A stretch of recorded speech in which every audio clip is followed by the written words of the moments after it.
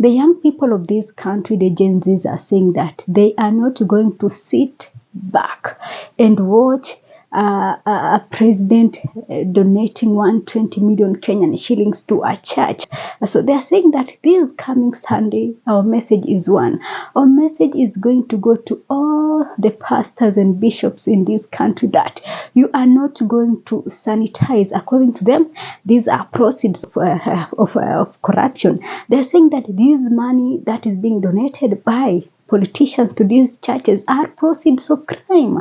They are saying that these monies must be put in good use, and church is not one of them. They want it to use to build industries. They want it to use it to schools, to hospitals, and to security and all that. So I want us to listen to this guy who is mobilizing on X platform, saying how they are going to do it, and the number is huge. And they're saying that they're not going to stop at Jesus is Winner ministry. They also claiming that the land, as revealed by President William Ruto, is a KDF land, and that we want a normal procedure to be followed before that land is given to Jesus Winners Ministry. Listen to this. Kitu religious leaders hawaelewi ni ati for the longest time we've been made to feel like our problems are purely spiritual. Okay? I have nothing against spiritualism. It's a very important part of who we are as human beings, and I allowed it. But there are places where things, drinking water is not spiritual. It's just drinking water to replenish yourself. Okay? Now, we as young people, we've been frustrated over time by structural issues, by issues that have to do with regimes, with the government. There's nothing, maombi or churchy or spiritual about it. So unakosa kazi, unaambiwa uende kwa kanisa uombe, utoe sadaka, utoe mbegu, do this, do that, go to the mountain for 6 months, do this, a lot of things that we have gone through, and most of us don't even speak about it, but we've been through a lot. And then you still don't get the job. But the reality is that the problem is not spiritual. The problem is the fact that the systemic issues are barring you from getting to where you want. Most of us have degrees. We should be employed, in certain places, or we should have an environment where things are working in a certain way. If you're a businessman, etc., etc. But because there are structural problems, we are not where we should be. So, churches have made these structural problems to seem like prayer points, like very spiritual things that need to be prayed over. And we've been praying, we've been having hope, and nothing happens.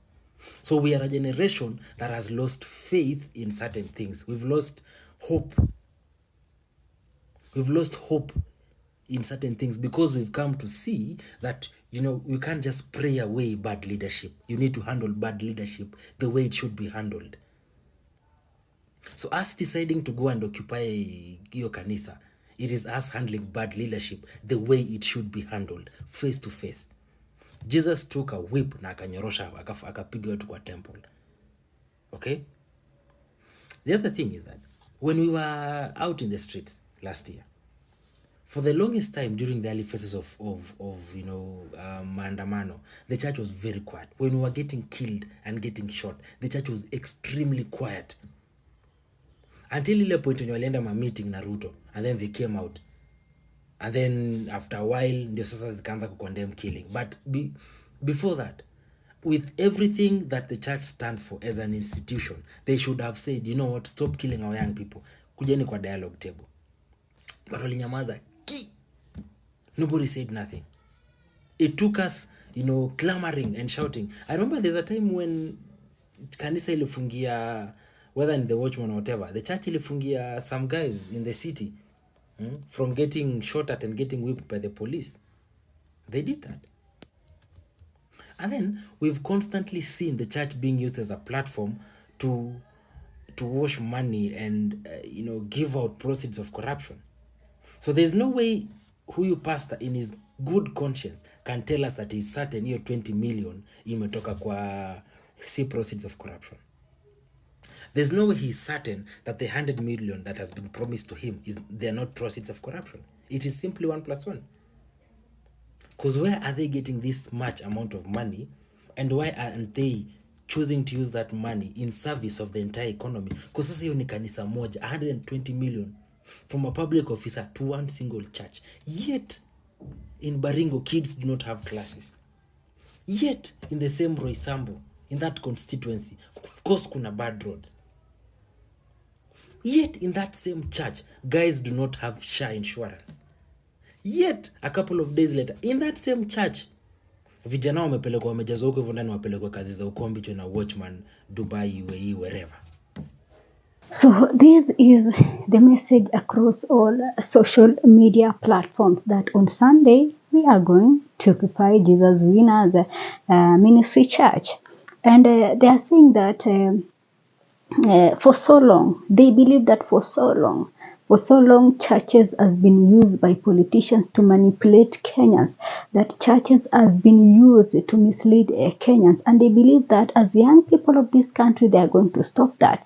As young people of this country, they must end that.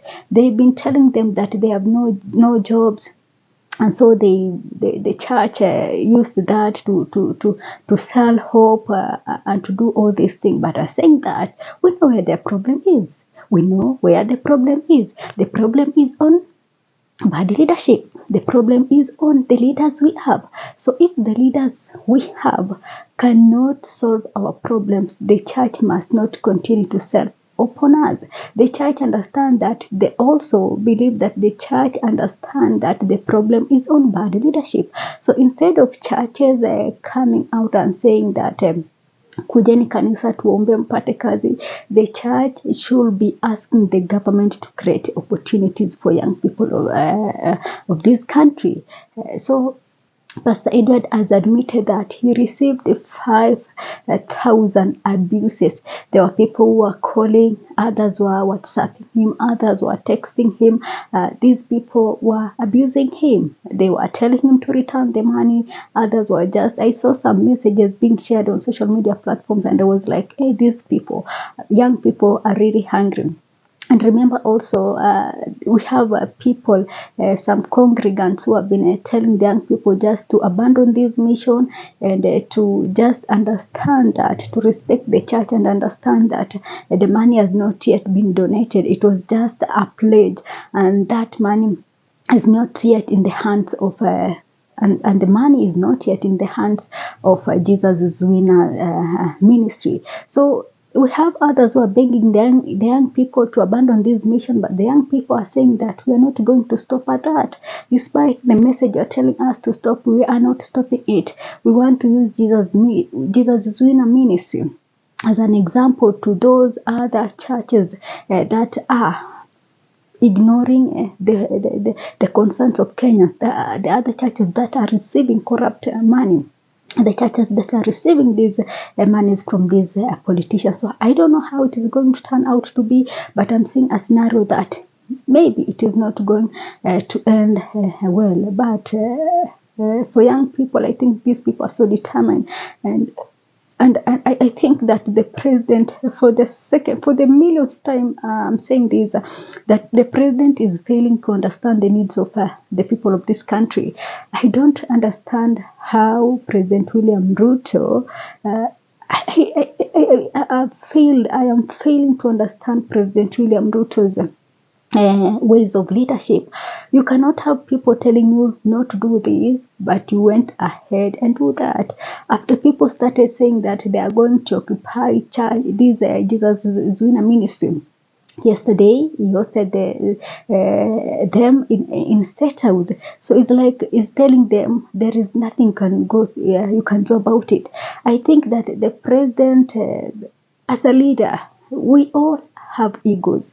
We all have that point to feel like we want to show some people that they don't matter and all that. But as a president, sometimes you just have to lower your ego and listen to the people.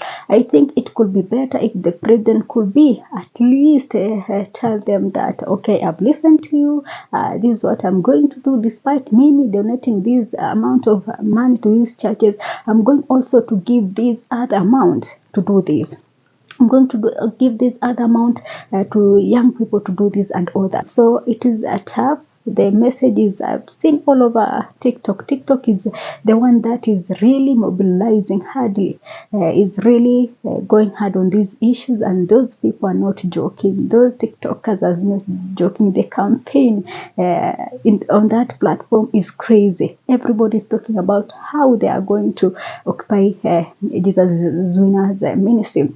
I've also seen that there are people sharing videos from other counties saying that we are already in Nairobi and the mission is one. On Sunday, we are going to this church. So I don't know how it is going to turn out to be, but I think it is time the churches and the leaders must understand the needs of the people of this country, and they must understand, not ignore them.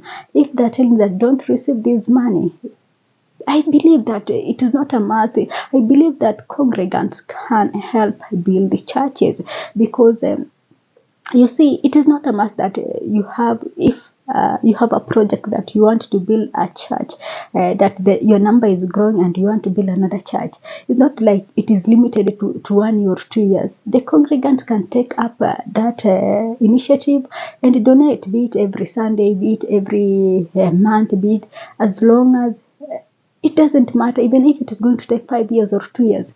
But giving these politicians platforms to give all these monies at a time when we are part of the country where people are going hungry, kids are not going to school, kids are learning under a tree. I think we are not yet there. For a politician to pledge 120 million Kenyan shillings, that is, I think, too much, if you ask me. So we shall be here on Sunday to highlight how things are going on, and we just hope that it is going to be peaceful, and the message they are planning to share with the church is going to end well, and at the end of the day that both parties get satisfied, and we move forward as a country. So that is it for me for now. Thanks for watching. This is Sophia Live.